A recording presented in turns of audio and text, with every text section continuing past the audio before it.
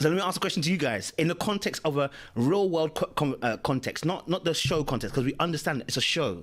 So he should actually understand that.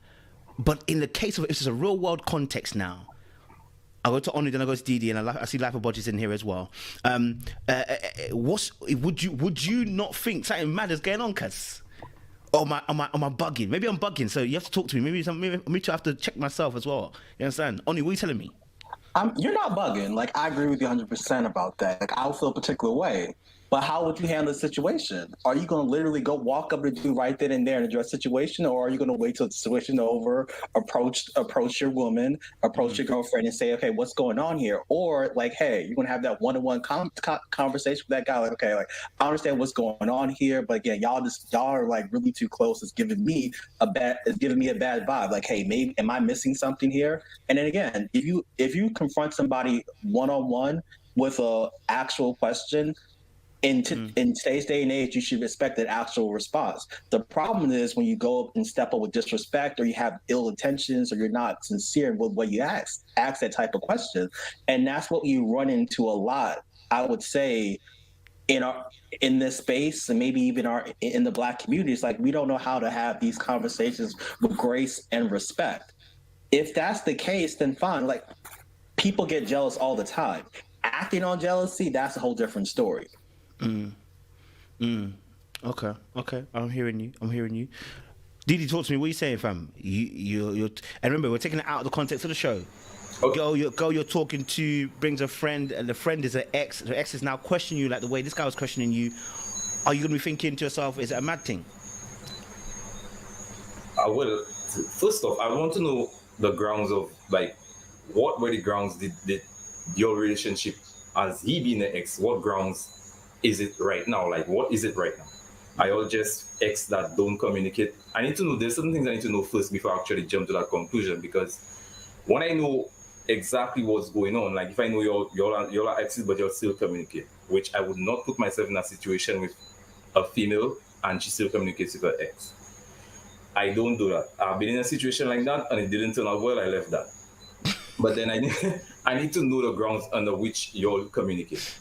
But then if y'all do communicate, I want to know if he's texting, if y'all call every day, and it just need to know, like I said.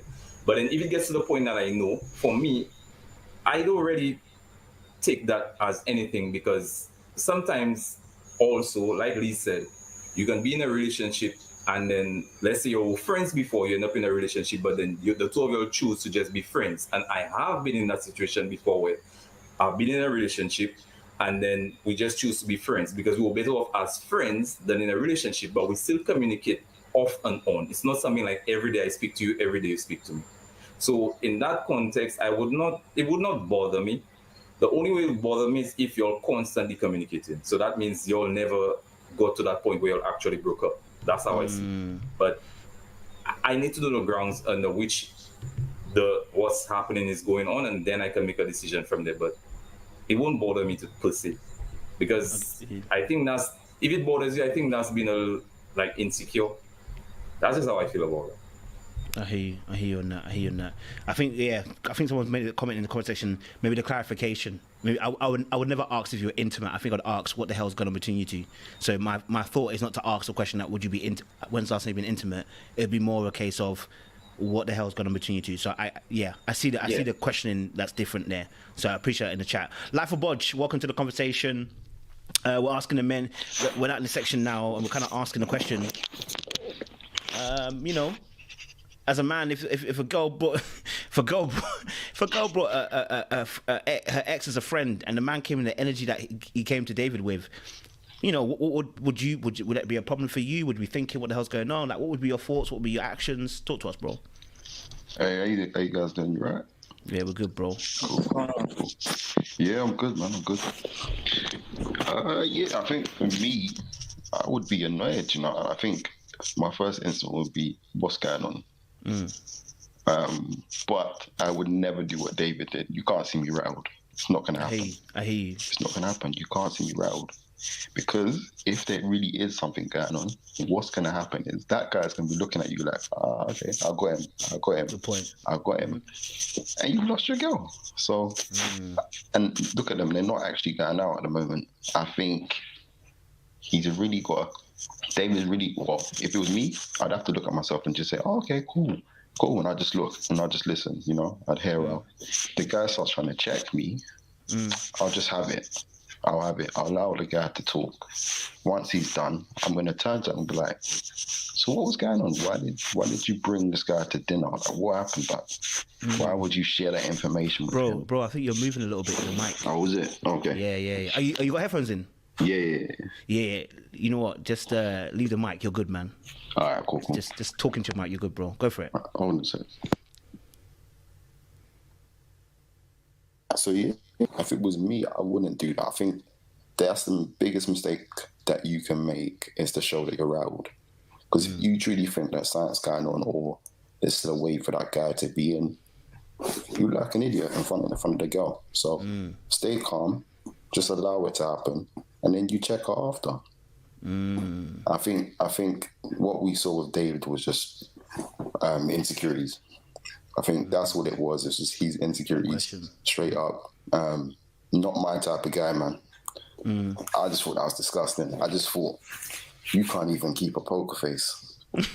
So yeah, it's like at least for a second, just a poker face for a second.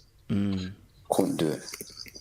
Yeah. So yeah, I think for me, if it was me in that position, stay calm and I'll address it later on, man. Yeah. There's no need at all to be getting involved or trying to show who's more macho. And even the question, why are you asking a woman, oh, when was the last time you two were last intimate? Or why are you asking the guy? That's a bad question. Never, man. Never. Because you know what that just says to you? That says to me that where you can't get over it. Considering the last two conversations, the last two arguments you guys had, you're mad. But yeah, I think for me, that's it. I think it's a disappointing thing to see a man that insecure. Yeah, it's wild. But yeah, that's it for me. To be honest, I didn't really want to talk about David. I'm disgusted, bro. I'm disgusted.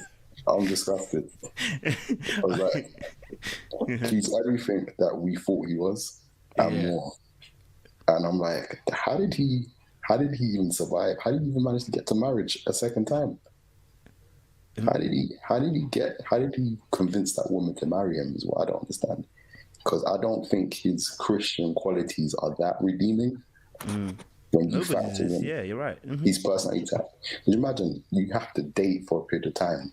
So he would have had to sit down with his wife and ask, ask my exes, go through this whole process. How did it get that far? He's only known Liz for like 2 weeks.